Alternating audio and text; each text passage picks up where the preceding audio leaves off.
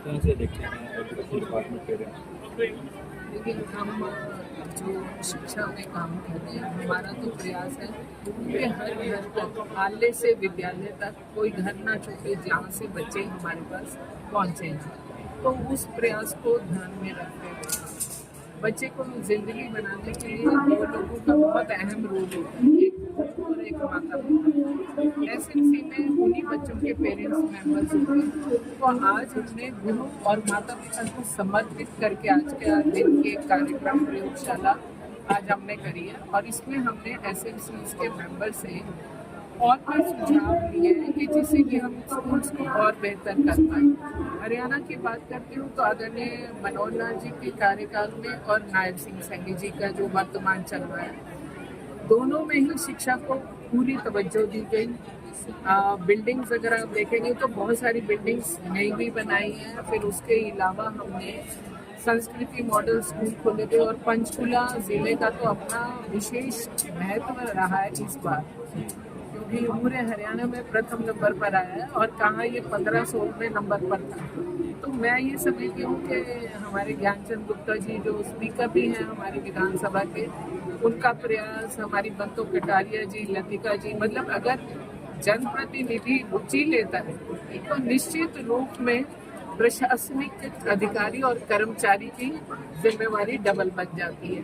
तो आज का भी ये कार्यक्रम जो था इन्हीं को समर्पित था, बच्चों का भविष्य और सुनहरा कैसे कर सके, और दूसरी बात जहाँ इनको इनके राइट्स पता होने चाहिए वहाँ ड्यूटीज भी पता होनी चाहिए। एक जो बड़ा अहम वजह है वो ये है कि अक्सर जिनके पास संपन्नता अधिक होती है वो स्कूलों की फीस नहीं उठाते, और जिनको ज़रूरत होती है वो सरकार की तरफ आंखें उठा करके देखते हैं। तो मैं ये चाहती हूँ कि जो बहुत सारी योजनाएं हैं जो केंद्र सरकार की तरफ से इन परिवारों के लिए, जो हरियाणा सरकार की तरफ से वो भी इनके संज्ञान में होनी चाहिए। जो व्यक्ति सफेदी करता है उसका बच्चा हमारे स्कूल में पढ़ता है, तो वो तो बेचारा पिता तो सुबह से लेकर रात तक उन्हीं कपड़ों में घूम रहा है और कहीं कहीं काम कर रहा है। उसको ये जानकारी भी नहीं मिल पाती है कि सरकार ने आज गरीबी रेखा हरियाणा में 1,20,000 से उठा के 1,80,000 कर दी। उसको ये जानकारी नहीं है कि अगर मोदी जी ने हमें आयुष्मान योजना दी और जिन लोगों तक नहीं पहुंच पाई, आदरणीय मनोहर लाल जी और नायब सिंह सैनी जी ने चिरायु से भी वही 5 लाख उन परिवारों को दे दिए। तो जो इनकी सुविधाएं हैं ये उनसे वंचित क्यों रहे?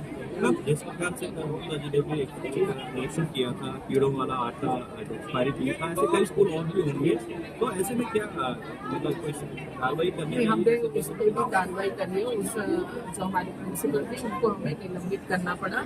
मैं एक बात बोल रही थी अभी भी, उसी का मैंने उदाहरण दिया कि कल की ताजी घटना अगर देखिए तो एसएमसी का पूरा दखल रहता है, और हम तो खुले दरबार से सुझाव, देखिए जीएसटी लाने वाली यही सरकार है, और जीएसटी लाने के बाद 20 संशोधन करने वाली भी यही सरकार है।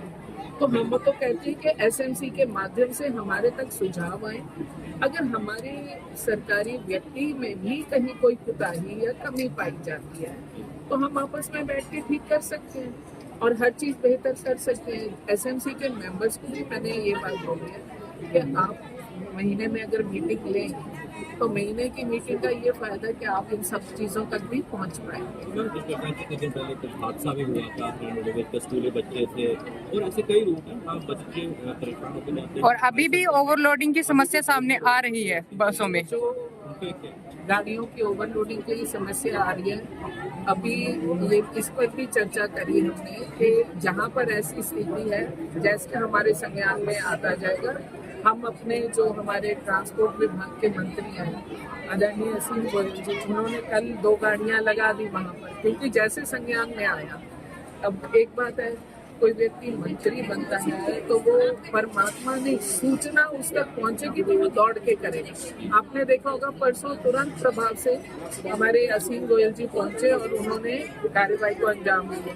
तो अगर हमारे तक इनसे इसीलिए सुझाव, एक बेटी हमने बांधी है कि आप हमें सुझाव भेजें, हम उस पर मैम, एक्शन कल आपने भी निरीक्षण किया है स्कूलों का, कालिका पेश में गए थे, क्या पहाड़ी इलाका है वो, मैं लतिका जी के साथ गई थी और उस स्कूल में गई थी जहाँ से ये हादसा था। बच्चों से भी मिली थी, हालांकि बच्चे बड़े कॉन्फिडेंट थे।